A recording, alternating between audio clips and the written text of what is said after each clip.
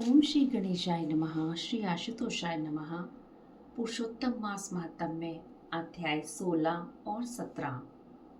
वाल्मीकि कहने लगे, इस प्रकार अनुपम वर देकर दोनों पत्नी पति के देखते देखते हरि भगवान गरुड़ पर चढ़कर अपने स्थान को चले गए।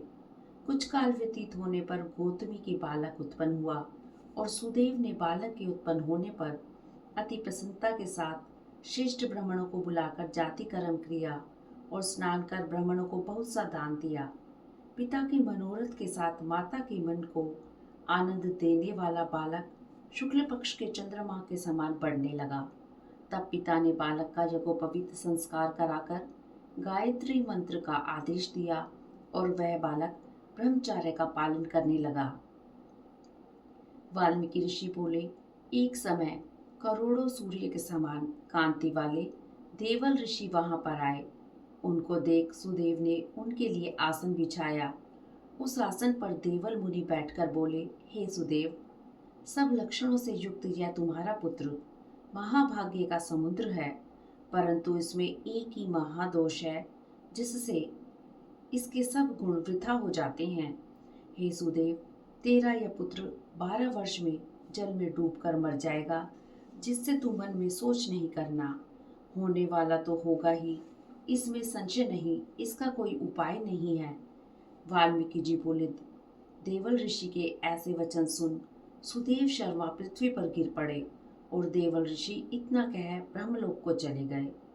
सुदेव देवल ऋषि के वचनों का स्मरण कर बहुत काल तक विलाप करते रहे।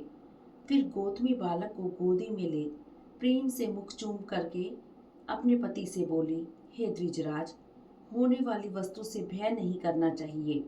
जो होने वाला है सो तो होगा ही, और जो नहीं होने वाला है वह कभी नहीं होगा। इसलिए हे नाथ, उठो और सब शरणागत जीवों के रक्षक निर्वाण पद को देने वाले सनातन हरि को भजो। वाल्मीकि ऋषि बोले, इस तरह ब्राह्मण अपनी पत्नी के वचन मानकर सतोगुण को प्राप्त हुआ और हृदय में हरि के चरण कमल को धारण कर अपने बालक से उत्पन्न कलेश को तत्काल त्याग दिया। पुरुषोत्तम मास महात्म्य का 16वां अध्याय समाप्त हुआ। अध्याय 17। एक दिन उनका बालक शुकदेव अपने मित्रों सहित बावड़ी में स्नान करने गया और अपने मित्रों सहित जल में प्रवेश करके नहाने लगा और जल में डूबकर मर गया। तब उसको जल से बाहर न आता देख उसके साथी हाहाकार करते हुए भागे। उन बालकों ने गौतमी को जाकर सब वृतांत सुनाया।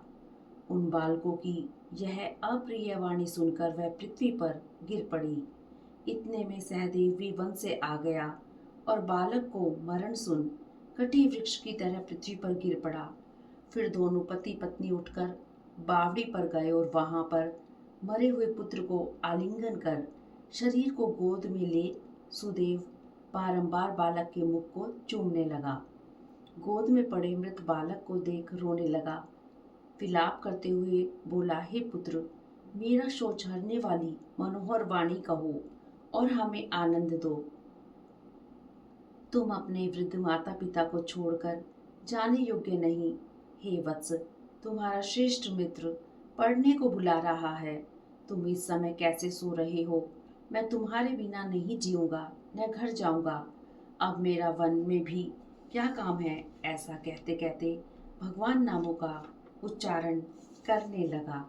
इस तरह पुरुषोत्तम मास महात्म्य का 17वां अध्याय समाप्त हुआ। ओम नमो भगवते वासुदेवाय नमः। ओम नमो भगवते वासुदेवाय नमः। ओम नमो भगवते वासुदेवाय नमः।